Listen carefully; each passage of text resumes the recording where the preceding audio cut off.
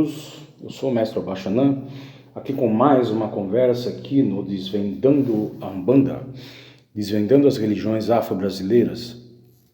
Vamos hoje falar um pouquinho sobre as 7 linhas.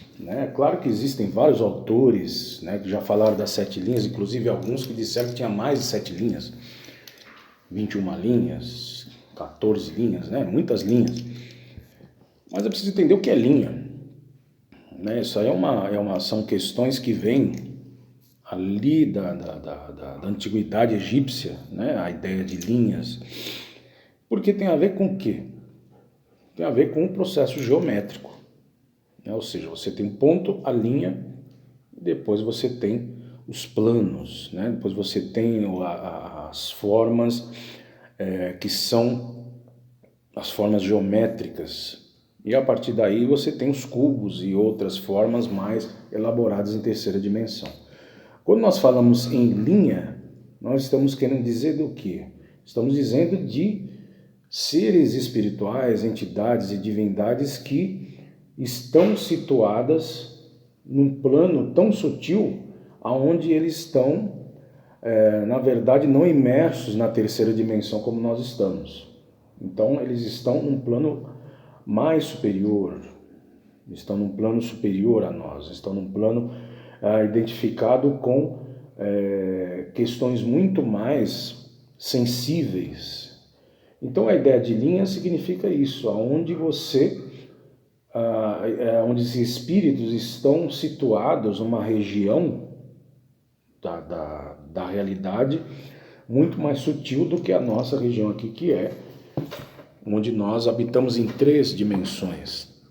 Até porque para você construir qualquer objeto, você precisa ter várias linhas que o constituem, desde das regiões bidimensionais até as regiões tridimensionais. Eu sei que isso é um pouco difícil de entender, de compreender, mas é só estudar um pouco de geometria que vocês vão compreender isso. E essa concepção de linhas vem lá do Egito e surge aonde?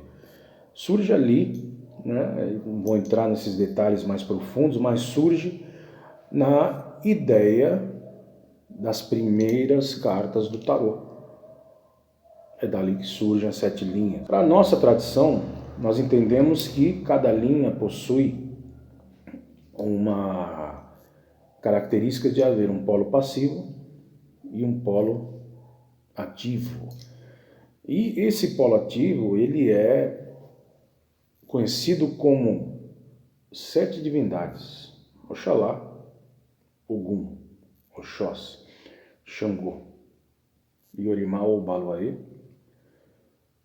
Ibede, ou Iori, e Iemanjá. São essas 7 potestades que regem essas 7 linhas. Elas atuam com pares, elas atuam como divindades entrelaçadas uma com a outra, onde o par positivo e o par negativo, negativo no sentido de feminino, de passivo, eles se unem para realizar o mistério de uma única coisa, como dizia Hermes Trismegisto. Então, por quê? Porque a realidade de todas as coisas, ela só existe quando existe algo anterior, e esse anterior sempre é o pai e a mãe. Então, existem esses pares que são ativos dentro de cada linha. Então, na primeira linha, nós encontramos ali Oxalá, cujo par é o Dudua, também chamada de Ami, Oxorongá, a Senhora do Mundo, Senhora da parte escura do universo.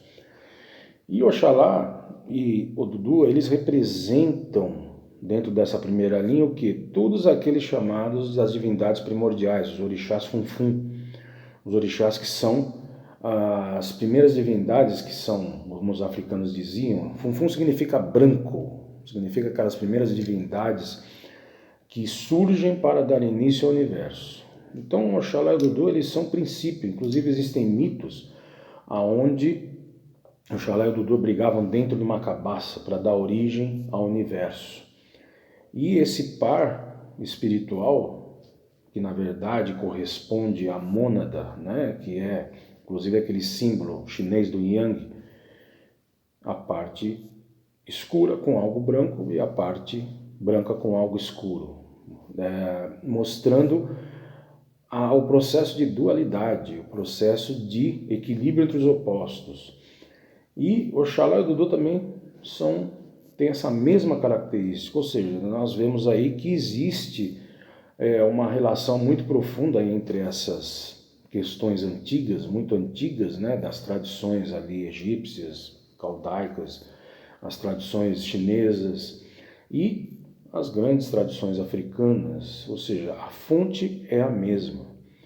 A segunda linha, Ogum, vai fazer par com a divindade Obá, com duas divindades guerreiras, e também há um mito onde Ogum luta com Obá para destroná-la do seu poder da guerra, vamos dizer assim, né? E isso se dá através de uma oferenda que Ogum fez junto a Ifá, que Ifá recomendou Ogum fazer para que pudesse vencê-la, porque Obá era invencível. Mas ela não era invencível só na questão da guerra, ela era invencível principalmente com relação à honra, com relação à sua capacidade, a capacidade que essa divindade tinha de ser extremamente honesta, de ser extremamente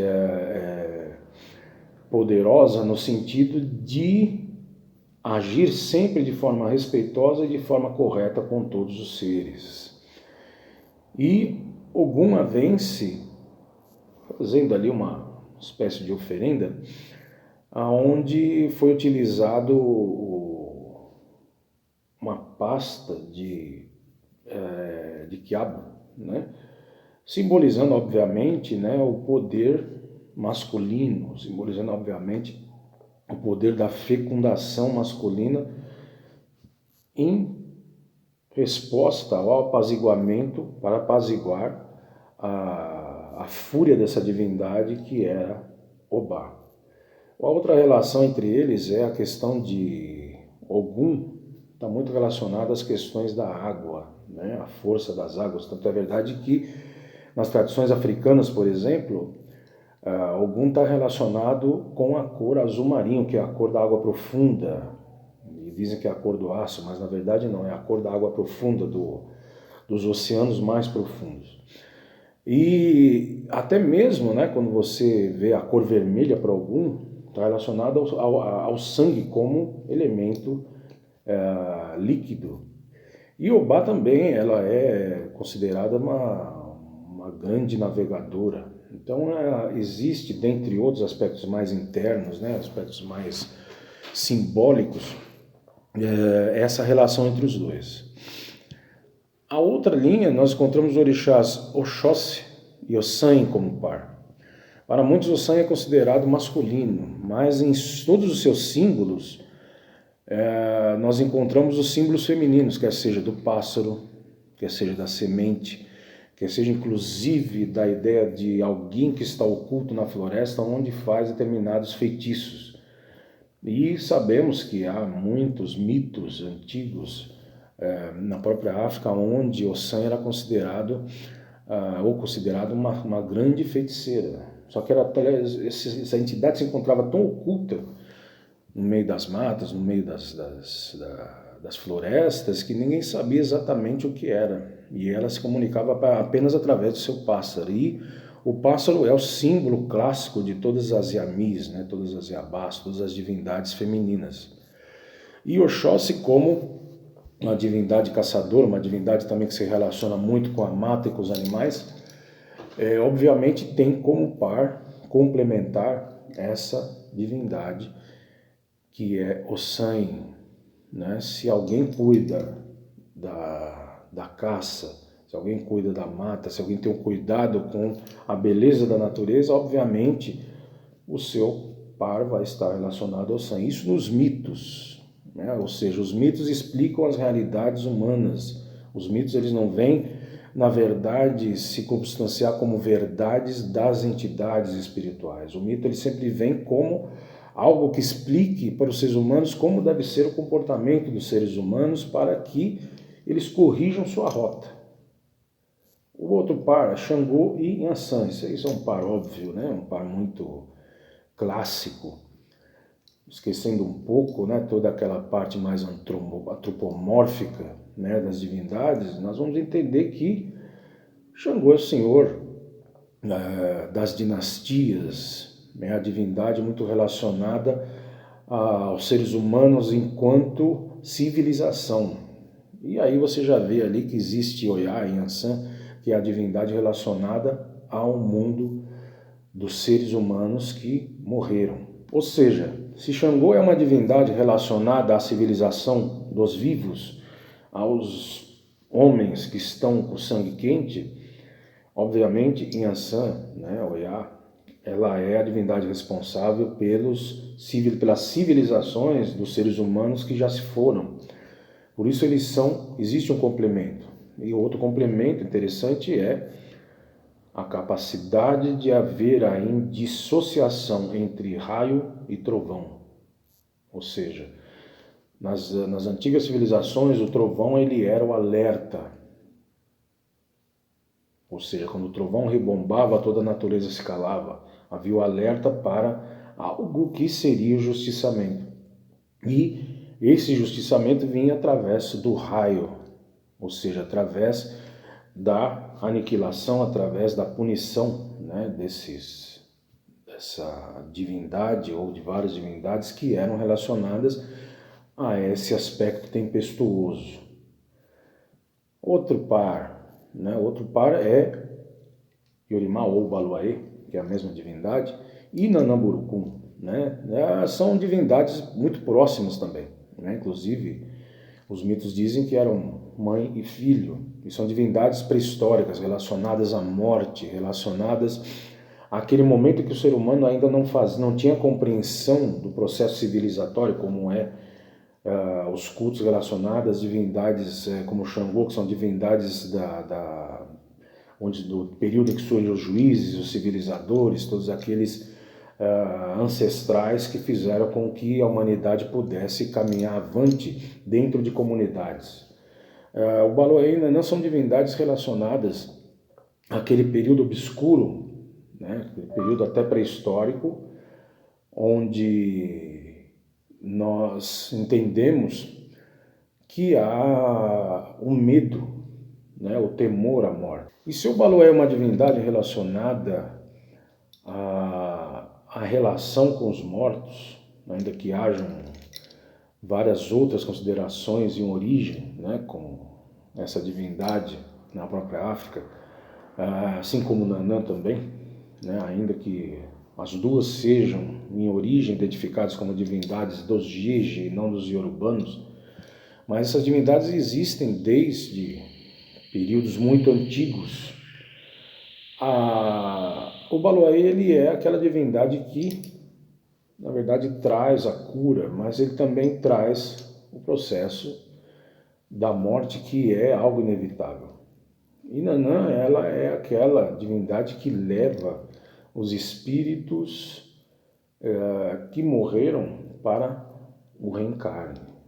Né? Esses mitos antigos, eles possuem uma relação entre uma divindade e outra, e aqui no Brasil nós compreendemos às vezes de um modo um pouco até superficial. O outro par, né, também é evidente, Ibeje e Oxum. Oxum é a mãe clássica, né? Oxum é a senhora dos partos, é a senhora dos nascimentos, aquela que cuida das crianças desde o nascimento até o período de 7 a 8 anos de idade. Por isso que, em geral, dificilmente você consegue saber qual a divindade que rege a cabeça de uma criança até essa idade, né? Porque Oxum está regendo a cabeça de todas as crianças. E Ibeje, evidentemente, são os gêmeos, né? E se você vai ver essa relação, inclusive na astrologia, aqueles que gostam mais do aspecto esotérico da Umbanda, onde você vê o signo de Gêmeos e o signo de Virgem, né? Ou seja, Gêmeos relacionados a Ibeje e Virgem relacionado ao Oxum. Exatamente a relação entre pares aí que nós encontramos. Ou seja, mãe e filhos, né? Então essa é uma relação muito óbvia e não é difícil de compreender. E finalmente, o último par, Iemanjá e Oxumaré, né? A relação entre Iemanjá e Oxumaré tem a ver principalmente, que são duas divindades, uma relacionada às águas e Oxumaré relacionado ao arco-íris, ou seja, tudo aquilo que é relacionado às águas, tudo aquilo que é relacionado a aquilo que evapora e sobe para as nuvens, tem uma relação muito profunda com Oxumaré, que é por onde surge o arco-íris. E mais do que isso, né? Se você pegar os mitos antigos também, inclusive mitos bíblicos, você vai ver que o dilúvio foi o grande momento em que as águas subiram e cobriram toda a terra. E depois que o dilúvio se vai, surge o arco-íris. Ou seja, as águas cobriram, né, que é o poder relacionado a Iemanjá, cobriram toda a terra. Quando as águas baixam, o arco-íris surge no céu como símbolo de união e de pacto entre Deus e os homens novamente. Por isso, Oxumaré é o Senhor dos Pactos. Uma outra relação que existe entre as duas divindades é com relação a Iemanjá, está relacionada principalmente a ser a grande mãe de todos os outros, ou de várias divindades. E o Oxumaré está ligado exatamente ao cordão umbilical. Isso faz com que essas duas divindades tenham uma relação muito profunda uma com a outra. Também, dentro do aspecto mais interno, aspecto mais esotérico, você vê que há uma relação profunda entre dois. Claro que cada um desses pares espirituais que rege cada linha possuem também características mais de aspectos mais internos, né, que não cabe agora nessa nossa pequena conversa discutir sobre isso. Então hoje esse foi esse nosso papo, esse nosso assunto. Espero que vocês tenham gostado, né, e apreendido, né, ou seja, terem absorvido um pouco, né, desses nossos esclarecimentos que nós estamos aqui passando, para que possamos trocar ideias salutares, possamos realmente ir de encontro à sabedoria, que a sabedoria não se faz com um falando e outro ouvindo, a sabedoria se faz com todos raciocinando e encontrando entre si as melhores relações para encontrar a verdade. Saravá profundo a todos e até o nosso próximo bate-papo.